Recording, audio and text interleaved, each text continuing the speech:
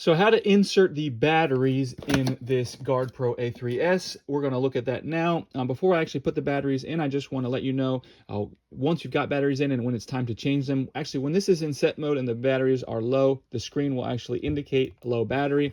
And then when it gets very low, there will be a red indicator light indicating that the batteries are very, very low. And actually, the camera will continue to work, but the flash, it will no longer make light for the flash once that happens and it's time to change the batteries.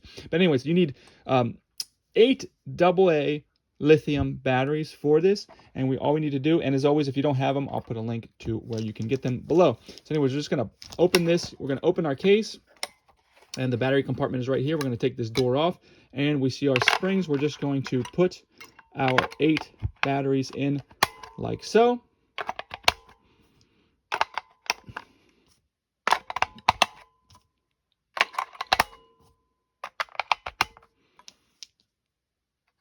Using the flat on the springs as usual, and then put the cover back on, making sure that it clips.